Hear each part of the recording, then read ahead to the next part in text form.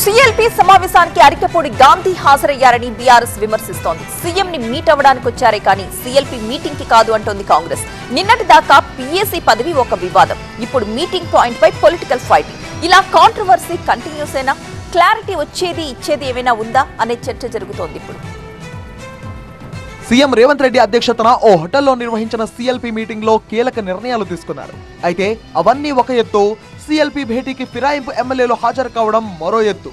ఇప్పటికీ ఇంకా తాను బీఆర్ఎస్ లోనే ఉన్నా అన్న శేర్లింగంపల్లి ఎమ్మెల్యే అరికెపూడి గాంధీ సిఎల్పిలో తొలుక్కొనడం అన్నింటికన్నా పెద్ద ట్విస్ట్. ఇప్పటికే పీఏసీ చైర్మన్ వివాదం భగ్గుమంది. జెండా ఎగరేస్తా అన్న జగడం రచ్చకెక్కి రాజకీయ సగలు రేపింది.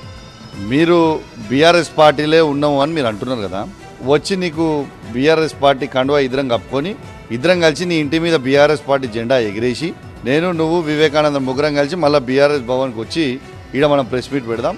ఇటువంటి దుర్మార్గుల మీద, సమాజంలో ఇటువంటి చీడ పురుగుల్ని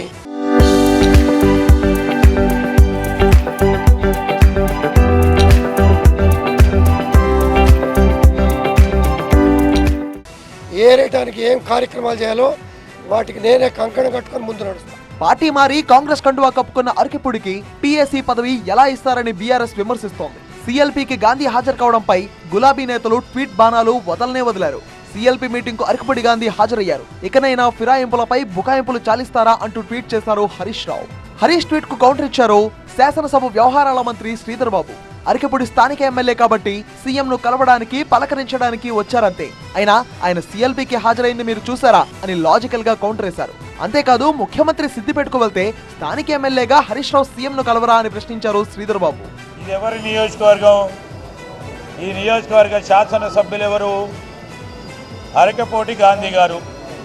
ముఖ్యమంత్రి గారు ఇక్కడికి వచ్చారు, మర్యాదపూర్వకంగా వారిని కలుసుకోవడానికి రావడం జరిగిందని వారి ప్రస్తావన తీసుకొచ్చిండ్రు. మా సిఎల్పిలో వచ్చిందని మీకు ఎవరైనా చెప్పినరా?